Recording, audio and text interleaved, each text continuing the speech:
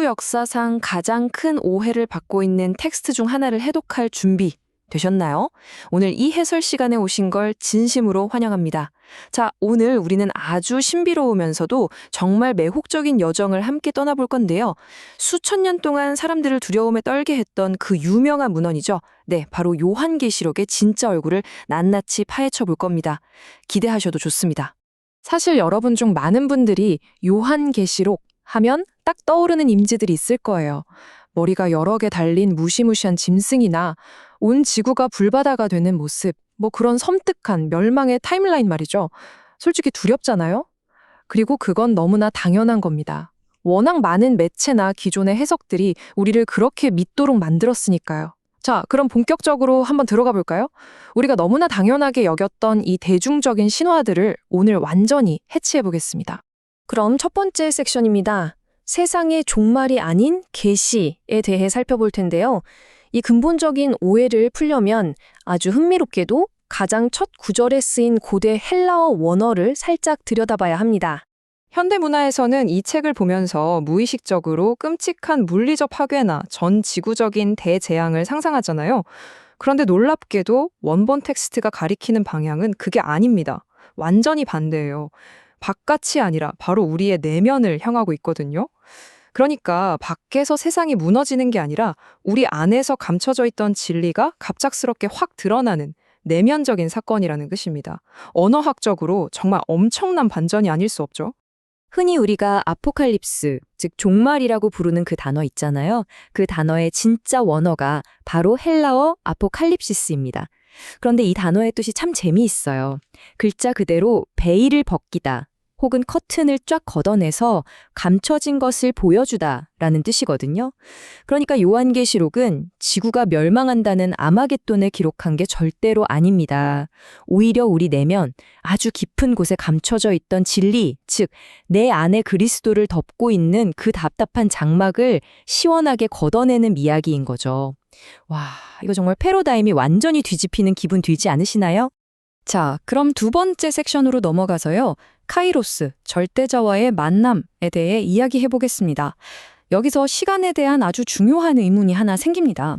텍스트를 보면 이 일들이 속시에 일어날 거라고 분명히 적혀 있거든요.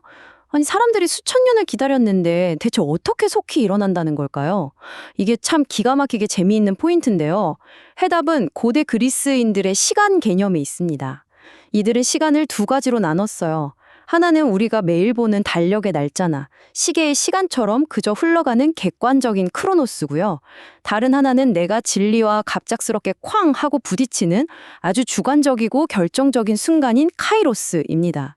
눈치채셨겠지만 요한계시록은 몇 년도에 무슨 일이 일어나는지 따지는 크로노스가 아닙니다. 바로 이 강렬하고 개인적인 각성의 시간, 카이로스에 맞춰서 돌아가는 이야기인 거죠. 쉽게 말해서 카이로스는 어느 날 갑자기 여러분 내면에 번개가 찌릿하고 내리치면서 진리로 통하는 거대한 파이프라인이 뻥 하고 뚫리는 것과 같아요. 그러니까 여러분이 크로노스의 시간 속에서 50년을 살았든 80년을 살았든 그 물리적인 나이는 여기서 하나도 중요하지 않다는 겁니다. 오직 절대적인 존재와 내가 직접 맞닿는 그 강렬하고 짜릿한 순간, 네, 바로 그 순간이 계시록에서 말하는 속히 일어날 카이로스의 때인 겁니다.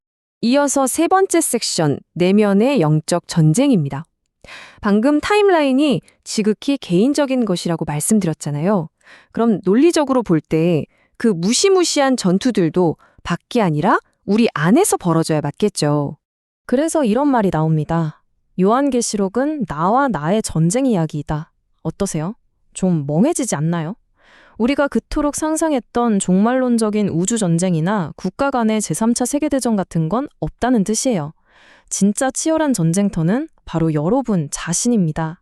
내 안에 끈질긴 에고, 끝없는 욕망, 그리고 거짓된 자아와 벌이는 정말 피 터지는 내면의 영적 전쟁, 그게 바로 계시록의 진짜 전투씬인 거죠.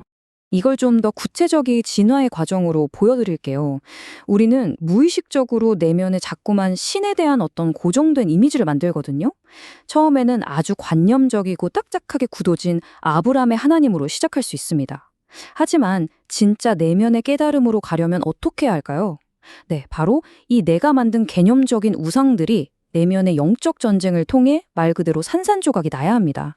관념 속의 신이 완전히 박살나고 또 박살나면서 아브라함, 이삭, 야곱의 단계를 치열하게 거치는 거예요.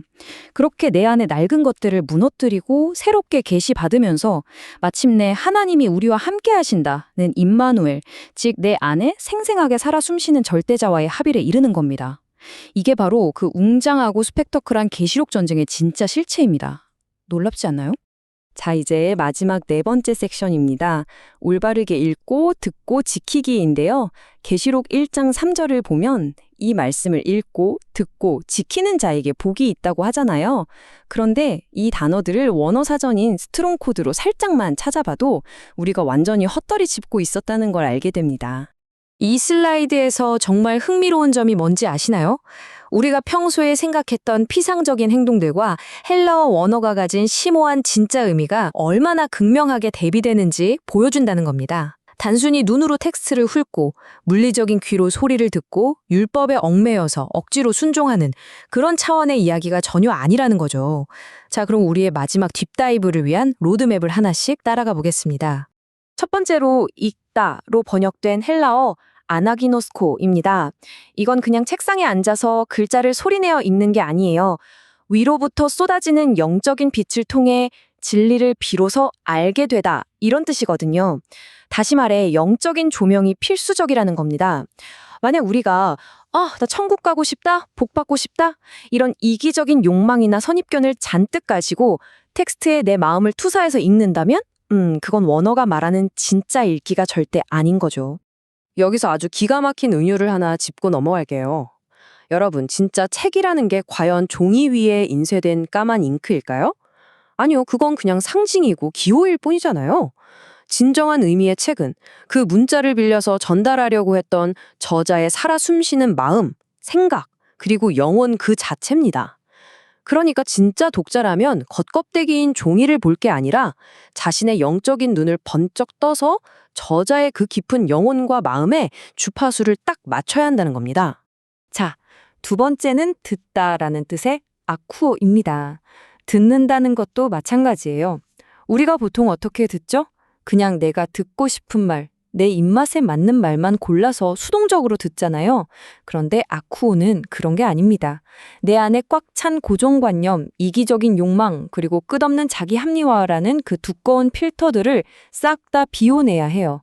나를 완전히 백지 상태를 만들어서 진리가 원래 의도했던 그 목소리 자체를 고스란히 받아들이는 것. 그게 바로 영적으로 진정하게 듣는 상태인 겁니다.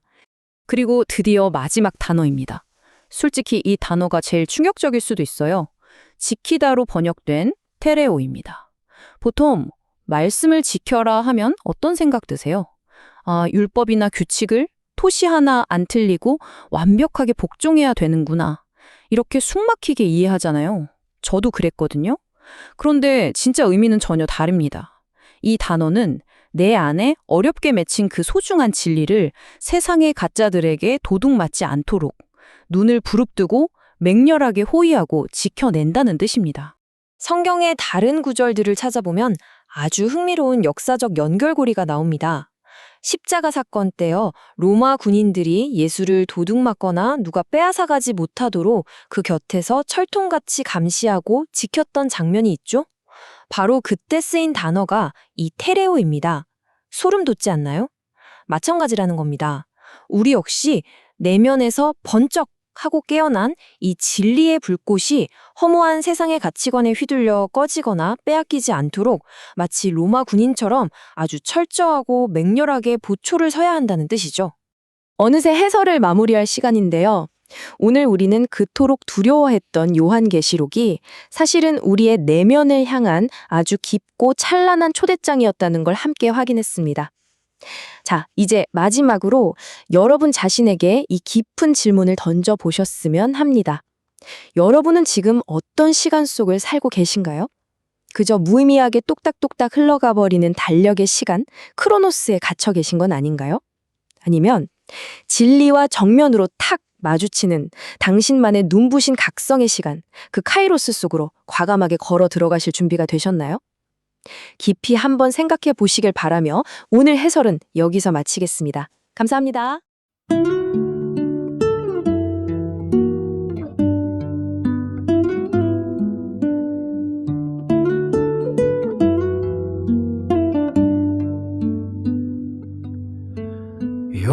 계시록은 나를 찾는 길 내 안에 숨은 그리스도를 밝히는 별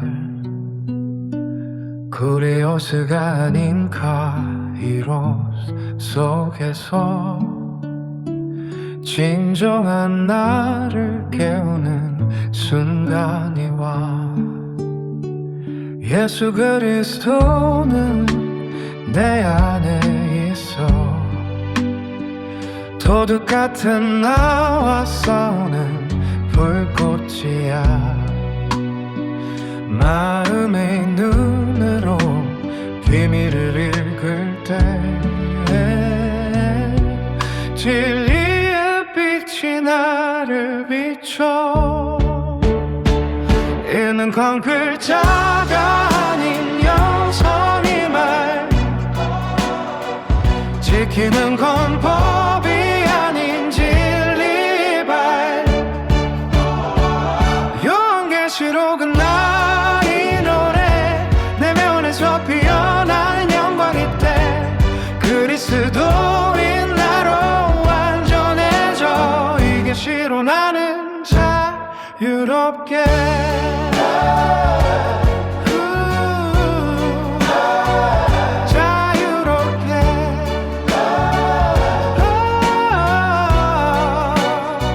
전쟁은 밖이 아닌 내 아의 싸움 육신의 욕망과 영혼의 다툼 깨달음으로 가득 찬 이 길 나를 찾는 여전히 영원히